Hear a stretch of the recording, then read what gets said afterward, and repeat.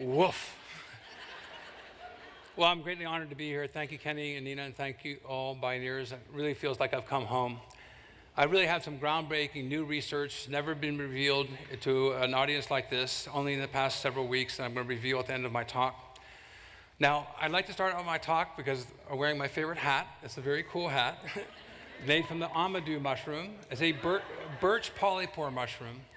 This hat is actually made by some ladies in Transylvania. It allowed for the portability of fire. And you can hollow this mushroom out, put embers of fire inside, and carry fire for days. There is no doubt that we all are Africans. We migrated north into Europe. We discovered something new called winter. Oops. This mushroom allowed for the portability of fire. Now, this mushroom goes back medicinally also thousands of years. Hippocrates first described it in 450 BCE as an anti-inflammatory. Beekeepers throughout Europe used this for smoking bees. This mushroom in the 1960s was the first mushroom to contain an antiviral substance that was known to medicine. Well, this mushroom is an example of the thread of knowledge going back to our ancestors when we were once forest people. Not long ago, we were so dependent upon the forest, and deforestation, I think, is the greatest threat to human survival today. Now I'm going to show another friend of mine. This is agarikon. Agarikon was first described by Dioscorides in 65 AD as elixirium ad longum vitam, the elixir of long life. As a resident exclusively of the old-growth forest in Washington, Oregon, British Columbia, Northern California, now thought to be extinct throughout most of Europe because of deforestation. I believe, and I want to propose to you, that agarikon, like Amadou, will be extremely significant for human survival.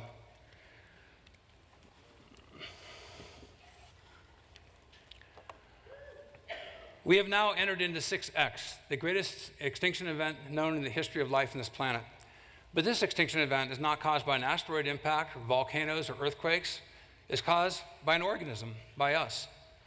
Not only are we the cause of this extinction event, but we're likely to be its victim. Deforestation is causing zoonotic diseases to spread. And the emergence of Ebola is directly related to deforestation and a clash of the cultural clash, so to speak, between bats and humans. This is something that I think is emblematic of the times. When an organism exceeds the carrying capacity of its ecosystem, then disease vectors emanate. This is the way of nature. So, as Kenny mentioned, I'm greatly honored to be an invention ambassador for AAAS. I carry this honor for all of us. I mean, one of our tribe is being recognized by the most prestigious scientific organization in the world.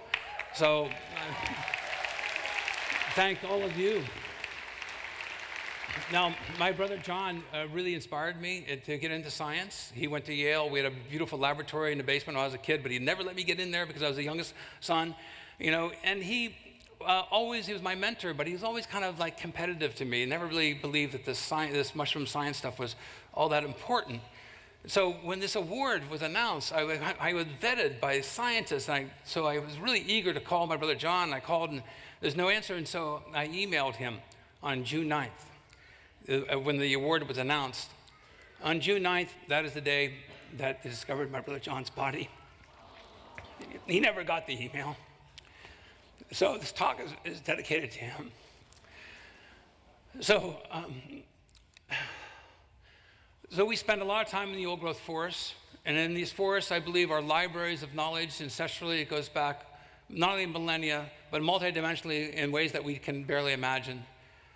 The largest organism in the world is a fungus in eastern Oregon. It is a mushroom, a honey mushroom, called Armillaria astoi. It covers 2,200 acres. It's a contiguous mycelial mat, and it's only one cell wall thick. Well, think of that. The forests are being governed and controlled by these large fungal mats.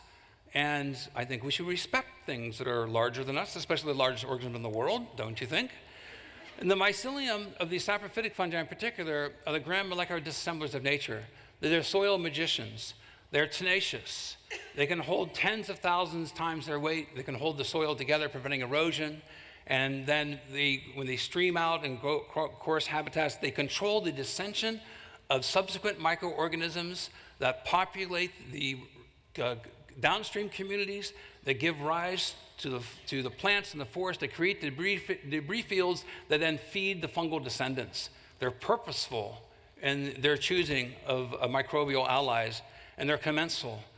The mycelium is an extended, stomach. They're externalized lungs, and I believe that these are externalized neurological networks and part of the Earth's natural internet that's in constant biomolecular communication governing the ecosystem. The mycelium expresses these little extracellular droplets in which are acids, enzymes, all sorts of messaging molecules, many, many compounds that scientists are still discovering that are unique, at least unique to us. And the mycelium transports thousands of nuclei. This is a movie by my friend Patrick Hickey. And these bundles of nuclei stream across the networks.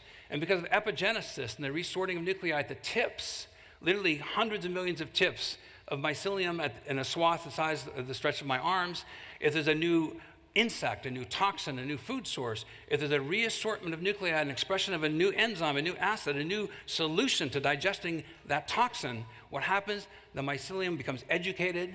It then captures that new nutrition, and that information genetically becomes resident within the entire mycelial mat. These are self-learning membranes. Virtually all plants, more than 90% of plants, have mycorrhizal fungi that extend the root zones hundreds of times, giving them the essential nutrients. And the use of fertilizers now in factory farms defeat the mycorrhizal networks and make them addicted as if a plant becomes addicted like a drug addict. So depending upon these natural ecological systems is far better. This research study came out just a few months ago, and it's surprising that this study just recently came out. 6 bean plants were individually put into different pots. The first bean plant was exposed to aphids. The plants then produced alkaloids that are anti-aphid. And the first plant that was exposed, the 5 other plants did not. When the 6 plants were joined together in the common soil and connected by the mycelial networks, when the first plant was exposed to aphids, all the other 5 plants also produced the anti-aphid alkaloids, thus proving that the root system had a communication pathway to help alert and defend the community from potential pathogens. So Dusty and I spent a lot of time in the old growth forest. This is where we go, and this is where I say I go to church on Sundays. Well, Agaricon, as I mentioned, is a species of great significance. Some of you have heard my previous talks working with the BioShield Biodefense Program. Over 700 samples were submitted, and these are the positive drug control. Anything that's over 2 is considered to be active as an antiviral. And then we submitted 700 samples, all coded. The US government did not know what the samples were. And compared to our antiviral control, this is the activity antivirally of our extracts, diluted 100 to 1 from the mycelium. They show no toxicity to human cells, but high selectivity against viruses, including H5N and bird flu, as well as herpes simplex 1 and 2. I'll do that again. So this is my manly man picture. But not long ago, our forests of the world had enormous amounts of wood debris. Unfortunately now, the wood debris has been taken out of the forest, and now with our current practices, we have a small fraction of the resident wood debris that was otherwise in nature that organisms depended upon and through which we've evolved through the thread of evolution to where we are today. Now we are removing that menu of wood debris from the ecosystem. Organisms that are dependent upon it for millions of years, what do? So I want to bring to you to an epiphany that I've had that I think is just truly revolutionary. This is a photograph from Whole Foods. Thank you, Whole Foods. And a presidential memorandum that came out a few months ago from President Obama talking about the stressors that are leading to colony collapse disorders. I use the in plural. And the loss of poor bee nutrition, the loss of forage lands, parasites from mites that are carrying viruses, and the exposure to pesticides. These are all, unfortunately, multiple stressors which are combining at once to cause the bees to be harmed. I am going to show you a short movie now by my good friend Louis Schwartzberg that shows how the bees forage. They forage several miles away from their habitat. If we could have the movie forward. And the bees leave these hives and then they don't come back. Now, worker bees live only 7 to 10 days at the end of their life when they're foraging. So when you see bees on flowers, that's the last week or so of their life. But upon hatching, the young bees then quickly become nurse bees, and they take care of the brood. Well, when there is a loss of foraging bees, the nurse bees then are prematurely recruited, and they, as a result, the nurse bees' population declines, the brood is not taken care of, mites and other diseases then begin to spiral out of control, and suddenly the whole colony collapses. So follow me on this path. I have had a very bizarre set of circumstances. Dusty and I are hiking in the old-growth forest in the Olympic National Forest, the South Fork of the Hoh. We go around a corner, and Dusty sees this incredible bear scratch. Bam! It scratches the tree, and bears scratch trees. Well, bears scratch trees for the resin. I think a lot of people know that.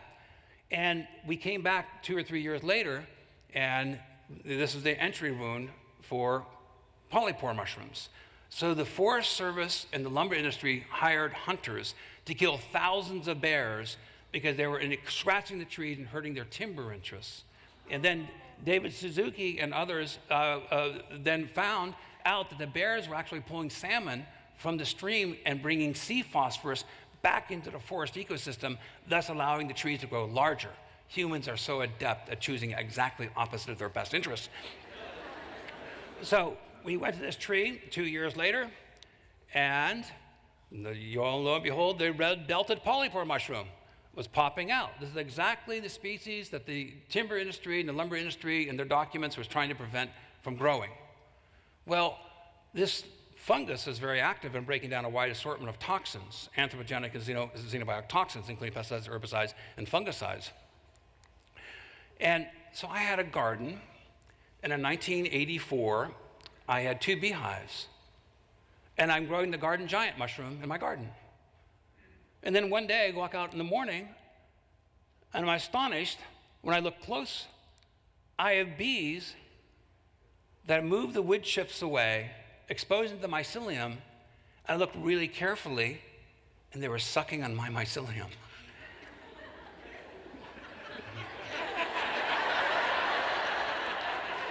But there's a lot of effort to move those big wood chips. And my mycelial patch was this thick, and for 40 days, from sunrise to sunset, a continuous stream of bees. I thought this is very interesting. I looked at it carefully. I could see the little sweat droplets on the mycelium that they exposed, and they were sipping on it. I go, that's really interesting. I published this. It was in First and Harrow Smith magazine. It's in one of my books, Growing Gourmet and Medicinal Mushrooms. Virtually everybody ignored me, except for one beekeeper in Ottawa. He said, well, maybe that's why bees are attracted to sawdust piles in the summertime. Now, in my garden, we had blackberry flowers. We had all sorts of roses with many, many flowering plants. But the bees, from morning to dusk for 40 days, went to my patch of mycelium and sucked it down. So, a series of articles. I read a lot. An article came out, that all plants are part fungi. That's interesting. And that the fungicide use reduces beneficial fungi that are important for bees. Well, in bee bread in particular. And then a series of other articles come out. And it's not that complicated, but honey constituents contain an interesting polyphenol called p-coumaric acid. P-coumaric acid controls your detoxification pathways. We use it, bees use it, all animals use it. But bees only have 56 genes, or 47 genes for coding for p-coumaric acid for cytochrome P450s that are controlled by p-coumaric acid. So basically, without the fungi, you don't have p-coumaric acid, the genes are turned off.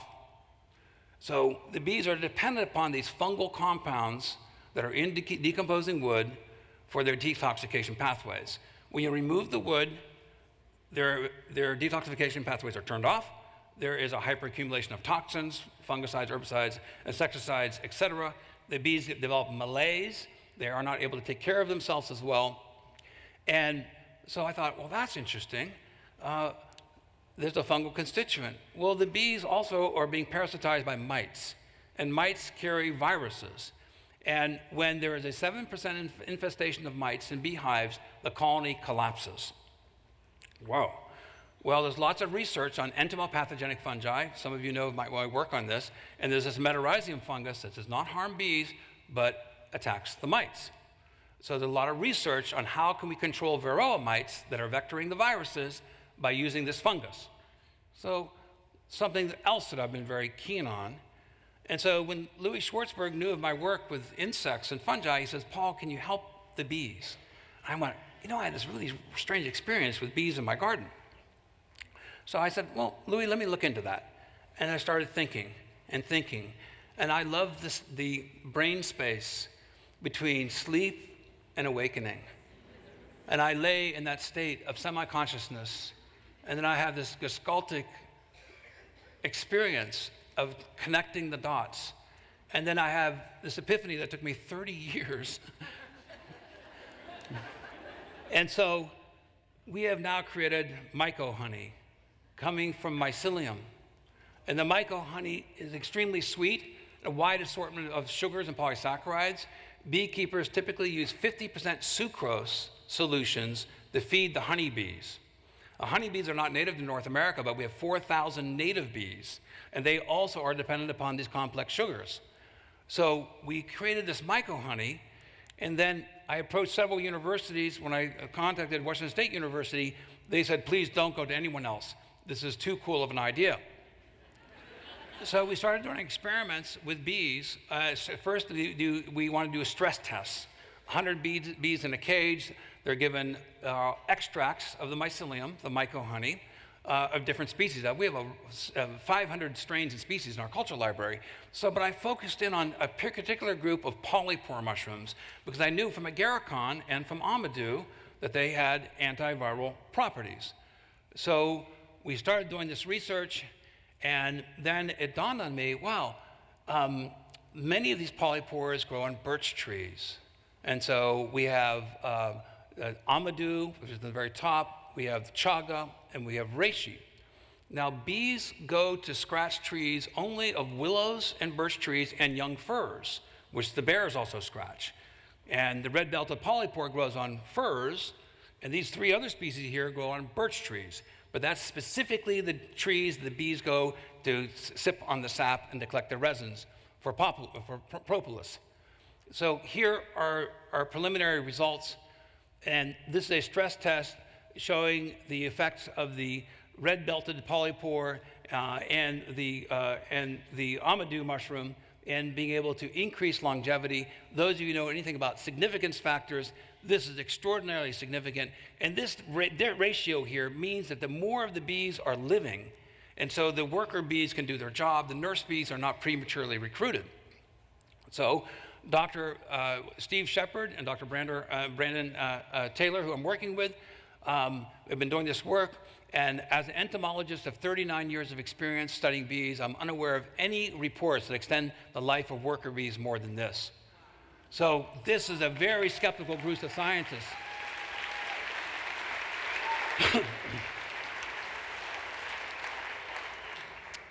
So then we said, well, let's look at the viruses being vectored by the mites. And so for the first time I am showing this. This is over 2 weeks. The bees in captivity only live for about 4 weeks.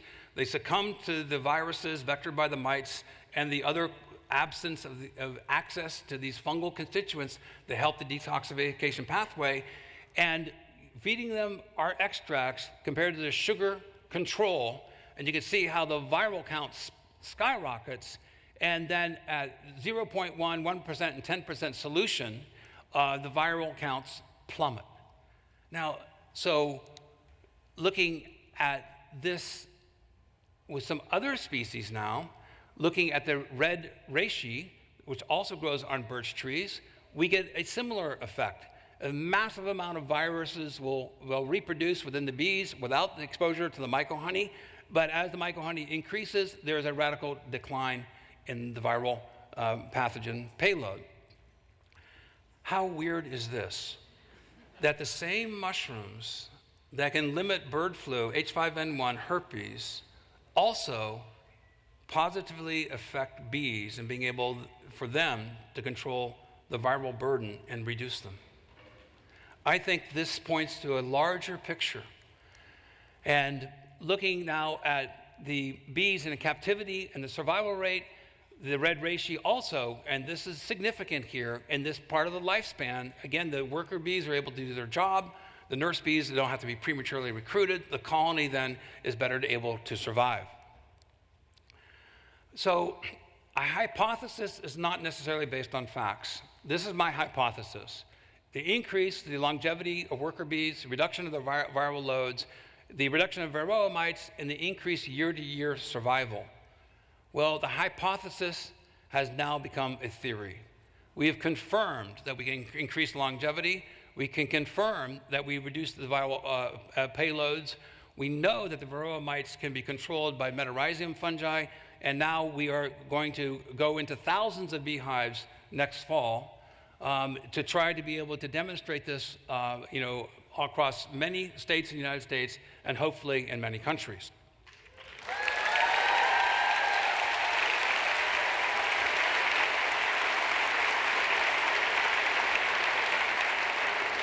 And as Lenny alluded to, I really believe the solutions are literally underfoot. And they're also endemic to our culture.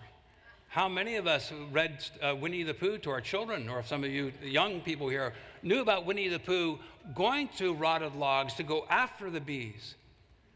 I'm thrilled that I've made this discovery, and I'm also frightened. How is it today that I'm the first one to have made this discovery? We scoured the scientific literature. We had mycologists and entomologists. They've gone to hundreds of conferences. No one's ever mentioned this, even a whisper of it. Bees are attracted to rotting logs specifically for immunological benefit. It's part of their host defense of their immunity. They're just not going to a rotted log just because they want to be in a rotted log. There's species specificity factors here that can upregulate their immune system, give them a host defense antiviral shield, allow them to detoxify toxins, and they allow them to be better pollinators. 30% of our food is directly pollinated by bees, and 70% of our food is controlled by pollinators. We're suffering a collapse of our ecosystems, but we can do something about this. And so I want to call out, and I'm proposing we be mushroomed. I'm calling out to all of you as citizen scientists to join in a mycological revolution, to be able to go out and be able to help wild bees as well as the honeybee, and to be able to engage in permaculture practices to return carbon back into the soil, to build the mycelial networks, because we are far more interconnected with mycelium in nature than we even have a glimpse of being possible. So I want to then finish now with a movie that Louis Schwartzberg and I are making together, and my dear brother Louis has put together this little 2-minute clip, and I just want to close with this.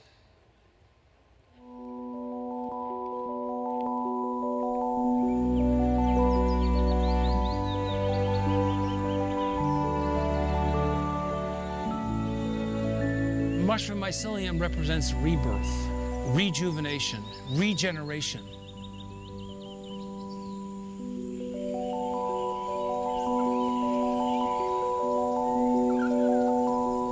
Fungi generate soil that gives life.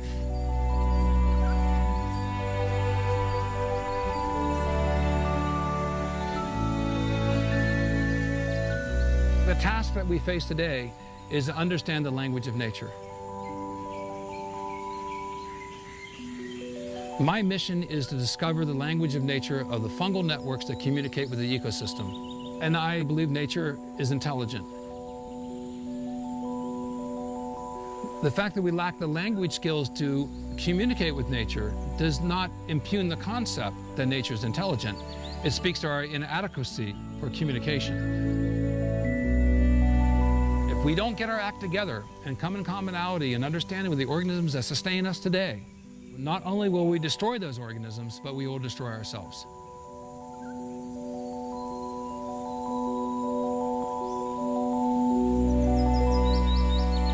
We need to have a paradigm shift in our consciousness. What will it take to achieve that? If I die trying, but I'm inadequate to the task to make a course change in the evolution of life on this planet, okay, I tried. The fact is, I tried. How many people are not trying? If you knew that every breath you took could save hundreds of lives into the future, had you walked down this path of knowledge, wouldn't you run down that path of knowledge as fast as you could? I believe nature is a force of good. Good is not only a concept, it is a spirit. And so hopefully the spirit of goodness will survive. Thank you very much.